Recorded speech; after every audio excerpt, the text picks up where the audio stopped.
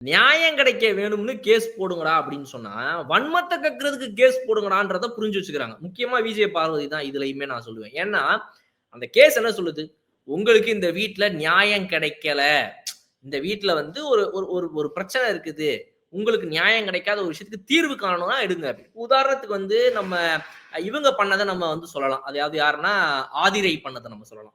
ஆதிரை பொறுத்தவரைக்கும் அவங்களுக்கு பேரு கெட்டு போயிருக்குது. இந்த வீட்ல வந்து ஒரு நல்ல கண்டஸ்டன்ட்டா நான் இருந்தேன்ப்பா. என் பேரு கெட்டு போச்சுப்பா. அந்த பேரு கெட்டு போனதுக்கு காரணம் இவன் தான் நான் குற்றம் சுமத்த ட்ரை பண்றேன்ப்பா அப்படின்னு ஒரு ஒரு முயற்சிய அவங்க எடுக்குறாங்க. ரைட்டா? என் பேர் கெட்டு போனதுக்கு காரணமே இந்த பையன் தான். எஃப்ஜே மேல குற்றம் சுமத்த ட்ரை பண்றாங்க. அதனால அதுல ஒரு காரணம் இருக்கு. அதுக்கு ஒரு ஒரு முடிவு கிடைக்காத, தீர்வு கிடைக்காத ஒரு விஷயம். அது தீர்வு கிடைக்க ட்ரை பண்றாங்க. அது சரியா? தப்பா? அத நம்ம இந்த எபிசோட்லயே பின்னால அதையும் நம்ம வச்சு தான் செய்ய போறோம். அத பத்தி நம்ம பின்னால பேசுவோம். பட் ஆனா அதுல ஒரு காரணம் அட்லீஸ்ட் இருக்கு. இது உங்ககிட்ட வந்து பேசி, முடிச்சு, சாரி கேட்டு முடிஞ்சு போன ஒரு விஷயம். கிட்டத்தட்ட ஆதிரை கிட்டயுமே எஃப்ஜே சாரி கேட்டாரு. முடிஞ்சுட்டு போச்சுன்னு தான் சொல்றாங்க. அதுவும் ஒரு காமெடி தான் வச்சுப்போமே.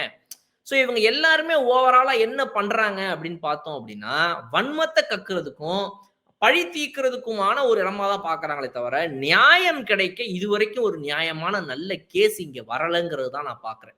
இப்ப வந்து வினோத்துக்கு நேத்து இது பண்ணதாக இருக்கட்டும், இல்ல இன்னைக்கு வந்து இது எல்லாமே வந்து சும்மா இந்த ஒரு அகைன்ஸ்ட்டா நமக்கு யார புடிக்காதோ அவங்களே டார்கெட் பண்றது. இத தான் வந்து விஜய் சேதுபதியும் போன வாரம் வீக்கெண்ட்ல சொல்லியிருந்தாரு.